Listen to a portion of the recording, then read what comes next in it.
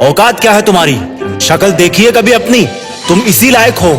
यही तुम्हारी जिंदगी है, यही है तुम्हारी असली औकात। और जब तुम उसके मुंह से असली औकात वर्ड सुनो, तब उसी वक्त तुम उसके मुंह पे कुछ मत बोलना। गुस्सा आए तो कंट्रोल करना, रोना आए तो उसके सामने मत रोना। बस उसको एक प्यारी सी स्माइल देना और फिर अपने बचे हुए काम को पहले खत्म करना। जब तुम्हारा काम हो जाए, उसके पास दोबारा जाना। वो तुम्हें देख के फिर आग बबूला हो जाएगा, तब उसको फिर एक स्माइल देना और तब उसको बोलना, आप सही कह रहे हो सर, क्योंकि अभी आपका टाइम है। मैं जा रहा हूं अपना टाइम हासिल करने। और हाँ, कभी फ्यूचर में माफी मांगने का मन करे तो मत मांगना, क्योंकि मैं आपको माफ कर चुका हूं। बोल के वहां से चल देना। कुछ देर के लिए अकेले हो जाना। रोने की तीव्र इच्छा हो तो अकेले में रो लेना।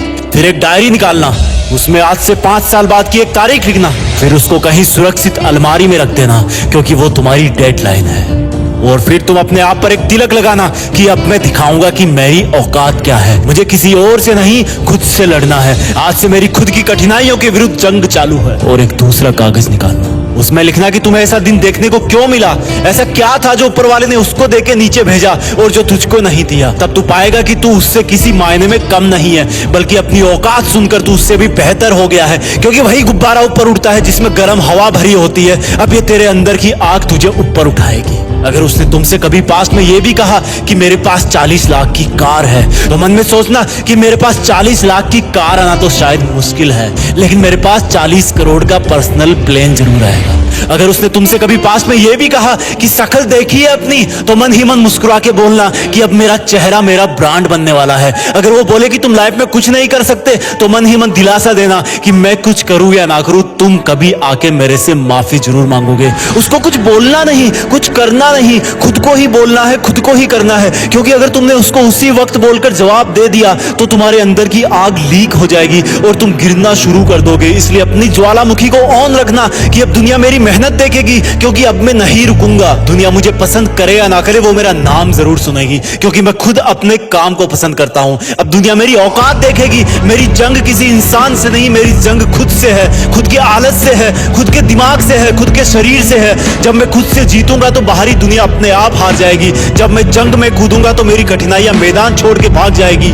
इस शहर से डरना मत मुसाफिर, यहाँ ठोकर खाते रहने पर ही मंजिल मिलती है। यहाँ कई तुम्हें तुम्हारी औकात दिखाएंगे, लेकिन तुम उनसे लड़ना मत। अपनी एनर्जी वेस्ट करने के लिए उन पे चढ़ना मत। ठान लेना कि बात से नहीं, काम से जवाब दूंगा। गुस्से से नहीं डराऊंगा उसको तो मैं इमोशनल करके रुलाऊंगा। जब मेरी औकात दिखाने वाले को एहसास होगा कि उसने कितनी बड़ी भूल की थी। और फिर 5 साल बाद तुम्हारी औकात दिखाने वाला इंसान उस शहर के मेन चौराहे पर लाल बत्ती पर रुकेगा, तब उसके बराबर एक सुपर लग्जरी कार आके खड़ी होगी। वो जब उसकी तरफ देखेगा तो शीशे से कुछ ना दिखेगा उसको। फिर एकदम से उसका ध्यान कार से ऊपर होते हुए पास की एक तगड़ी बिल्डिंग पर जाएगा। उस पर वो एक बहुत बड़ा 40 बाई 30 का पोस्टर देखेगा। उसे कुछ हल्का हल्का याद आएगा। तब उसकी मेमोरी में औकात वाला दिन फ्लैश मारेगा। तब वो अपना शीशा नीचे करेगा, ये कंफर्म करने के लिए कि ये पोस्टर उसका नहीं हो सकता, लेकिन तसल्ली नहीं मिलेगी। तब तुम अपनी गाड़ी का शीशा नीचे करना और जोर से बोलना, थैंक यू सर। अगर आपने मुझे मेरी औकात उस दिन नहीं दिखाई होती ना, तो आज मैं अपनी असली औकात पर नहीं आ पाता। तब तक ग्रीन लाइट हो जाएगी, तुम शीशा चढ़ाना और चल देना। ऐसा कैसे हुआ? क्योंकि तुमने बात से नहीं, मेहनत से अपनी औकात बनाई। तुमने दिन में सोकर नहीं, रात में जगकर अपनी औकात बनाई। तुमने अपनी सफलता का थप्पड़ मारा उसे। तो आज से लड़ाई वड़ाई बंद, सिर्फ मेहनत और सिर्फ मेहनत। क्योंकि असली औकात लड़ने से नहीं, मेहनत करने से है। हम आपके लिए जीत फिक्स चैनल पर ऐसे ही वीडियोस लाते रहेंगे। Please like, share, comment and subscribe, क्योंकि हम जो कुछ भी है वो सब आपके प्यार और सपोर्ट की वजह से है। जय हिंद, वंदे मातरम।